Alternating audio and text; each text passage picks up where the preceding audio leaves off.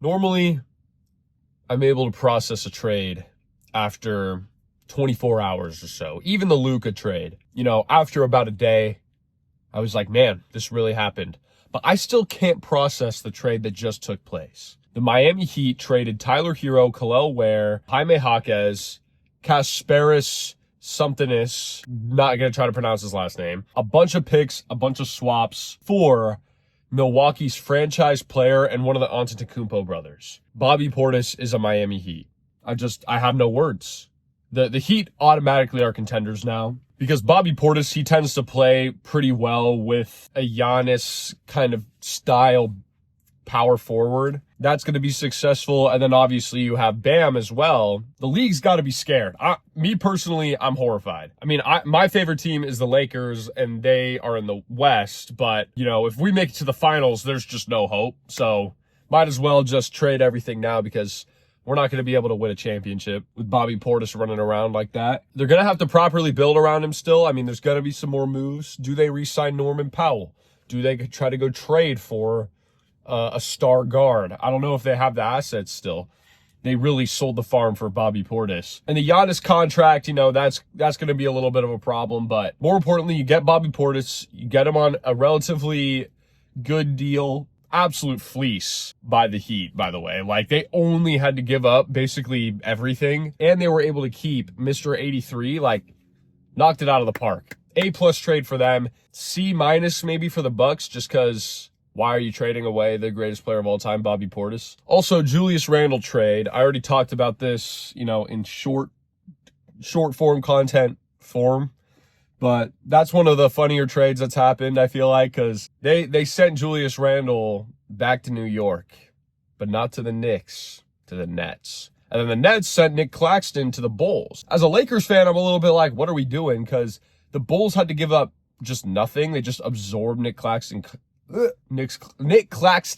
contract and didn't really have to give up anything. So now they have a pretty good center just for free, basically. Anyway, back to the Julius Randle trade. They sent my boy over there for literally a -5 pick, basically. They moved five places back in the draft to get off of him. And it's just funny to me because it's not like a pure salary dump where you're giving up a first, but it's also not like a valuable piece that you're giving up to where you're getting back something. And so it really is just Julius Randle, your value is just nothing. Like, it's not we're feeling terrible getting you, and it's not something that we feel good getting you. We just basically got to move up a little bit to have you on our team. That's basically it.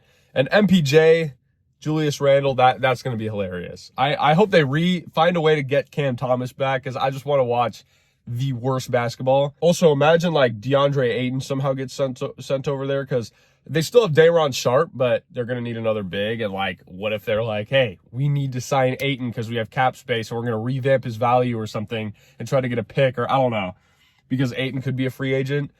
And all of a sudden you're looking and you're like, is this team really MPJ, Julius Randle, and DeAndre Ayton, and then like a bunch of young guards?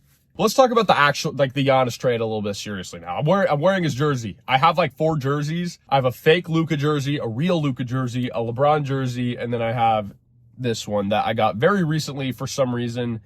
And of course he gets traded. So I don't know. Is this aura now? I don't know. What does this mean for Giannis? It means that now you get another shot. I don't think that they're immediately like contenders. I think that if they work on it, they're in the East. It's going to be weird. They're like 18 million now under the first apron. And I think they're hard capped there. I'm not a master at this stuff. So they're going to have to fill 5 roster spots with $18 million. So there's going to be other moves. There's no way that they can just like leave the team as is. You just traded for Giannis. Now you got to go all in. So yeah, I'd expect some more moves. But it's funny to me because it's like they went all in, but it's kind of hard to know if they're like straight up going to be one of the better teams in the East. I still think the Knicks are going to be the best team in the East because they drastically changed their style of play and everything. But, it's the East, so there's not really a lot going on there. And Giannis now with a genuine team, we'll still see if he's really, really good because there's a chance that, he's just not the player he used to be. I still think he's going to be a top 5 player, no doubt, but I think he's dropped out of the best player in the world conversation.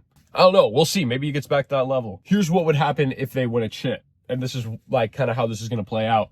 They're going to get to the finals and we're going to have an Andre Iguodala type performance out of Bam Adebayo where he's having to guard Victor Wembanyama.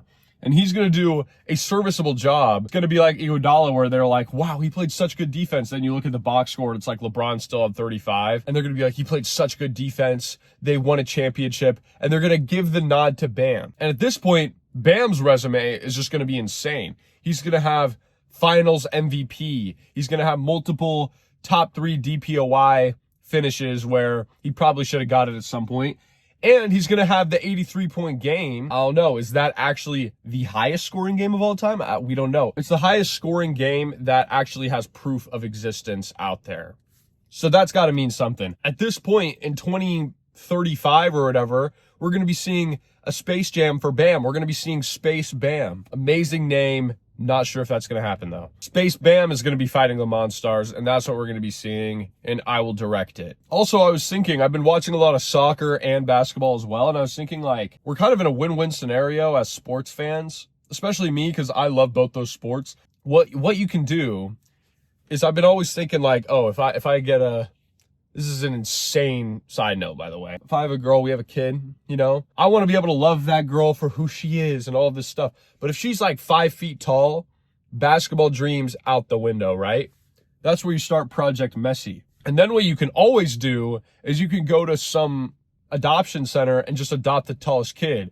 Maybe go to France, maybe go to somewhere in Europe, maybe go to, I don't know, California, go to like the basketball hubs, you know, have a tryout for the adoption kids, I guess. I don't know. I think that's low-key genius. You could have either Project LeBron naturally, you marry a girl who's like 6'10" or something. I don't know if I have that in me. Or you could have Project Messi, or you could have your cake and eat it too, in a very normal sense.